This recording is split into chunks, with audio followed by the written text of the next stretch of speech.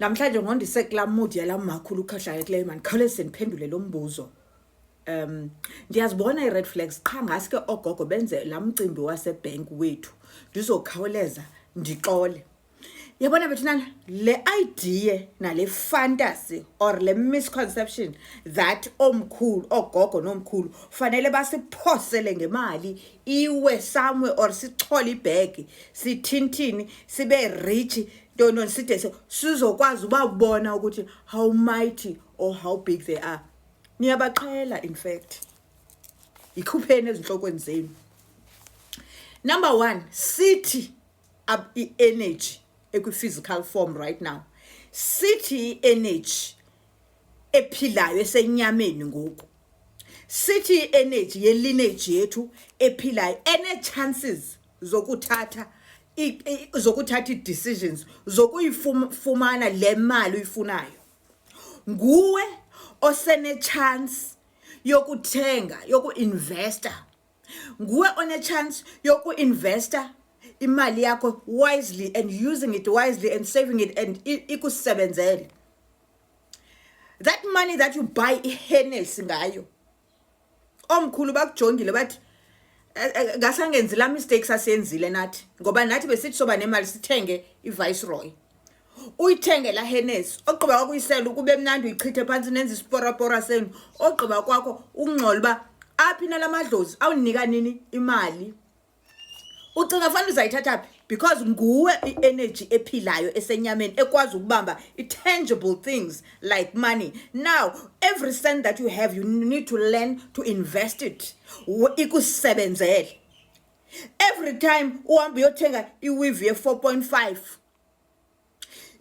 nabo bayakhalela lapha bakujonga bathi you ansakhalela la 3.5 hamba yothenga ibail yempahla noba zijacket azithengise ukwenzele le mali izomsebenzela akwazi noba uyazifuna ezawivu zize ngayi 10 because ngoku uqalile uzikhulisa because kaloku babengono business.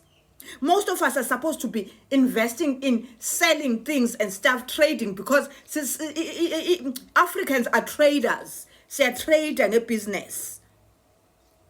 So le mistake umane uyenza uthi hayi dilinde omkhulu bani bazanibonisa inamba zelotho. Nguwe ophilayo yenza i-decisions ezi-wise ngethuba usenalo.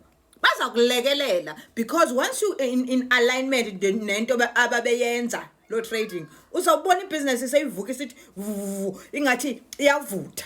And each and every time ubethakala entweni lo business kuthi gqi idea because the intuition comes because bakhona the energy is there.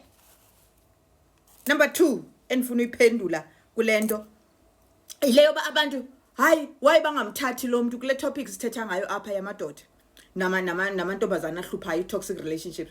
Why bengamsusi kum ntoni nguwe ophilayo nguwe ofanele uwenze i-exit plan. Usisi ukhona usisi othi usalungise exit plan. I-exit plan iqala ngento yobana ngoku naye apha endlini out of mind into ayenzayo ayikuhluphi nokuhlupha. If usahlutshwa into ayenzayo umuntu ngoku sathi wenze exit plan awukazi uphuma because xa ku-exit plan awusenaxesha loba angabuya ebusuku noba angabuya ekuseni ujongene nendlela yakho. Right? Number 3 ndiphinde ndibuyele kule nto yemali. There's a friend of mine eqalileyo i-sacred wealth yayo ngento bana iyenza ntoni ithe yona yaqala uthunga ingenamachini yaboleka umachini echomini yathunga impahla yathintini starting to do uqala i-sacred wealth yakhe. Wafika umuntu omchini wazowuthatha umchini khanga igqibe ne2 days la mchini uthathiwe kalakaxa wanento ezilungayo 700 yokuthi amba ufumana umchini omtsha. That is ulekelelwa ngabantu abadala to get to your wealth ke ngoku. So don't be lazy and wait for them. So mntana sekhaya manje ubuza uqala nini ke ngoku wena ukubuilda le sacred wealth le uyilindileyo yomkhulu. Yintoni othanda uyenza your aligned gift. Qalisa ke. Everything is working out for me. Apho ninyathela khona ukukhokhela ukhanya. Everything works out for me. Love and light. Late tonight at 6 I'm live. Sizoqhubeka nezincoko. Peace out family. Love and light.